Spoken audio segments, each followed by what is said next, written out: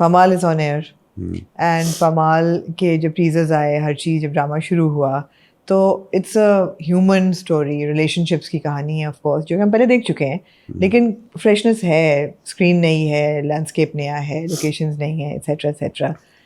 When आपकी जब casting हुई तो उसमें सबसे इंटरेस्टिंग बात ये थी कि इससे कुछ एक साल को पहले आपको हमने देखा तुम्हारे हुस्न के नाम में, and in that drama, which was also really good, you're playing Sabah's son, almost son-in-law. Almost son-in-law. Son-in-law. Yeah. Son-in-law, I mean, Yeah. right? But son-in-law.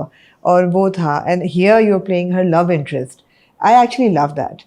I love the fact कि एक एक्टर जो है उसकी age restrict नहीं करनी चाहिए as long as screen पे compatibility नजर आ रही है। एंड आई हैव टू से पहली 2 एपिसोड्स में नहीं नजर आई थी, पहली 2 एपिसोड्स में नहीं नजर आई थी, और ये कहा था कि नहीं, कास्टिंग सही नहीं है, सबा ये लग नहीं रहा कि ये कंपैटिबल हैं as you know somebody who has a love interest. लेकिन अब आहिस्ता आहिस्ता जैसे कहानी आगे चल रही है, तो शायद अन्नी में भी कुछ मेच्योरिटी आ रही है या कुछ है। अन्नी की दाढ़ी भी बड़ी हो गई अन्नी की दाढ़ी बड़ी होगी, देयर यू गो, दाढ़ी के साथ उम्र जो है ना वो होती है। अन्नी की दाढ़ी बड़ी हो गई है, अन्नी का रोल भी बढ़ गया है। तो did this ever cross your mind when you were being cast for it? No, never. Never? I have always been looking forward to work with her. हाँ. She's so amazing.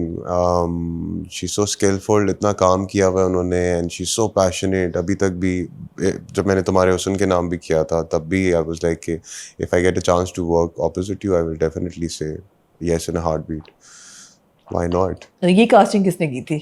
ये कास्टिंग मुझे तो approach director ने किया था, खिज़र।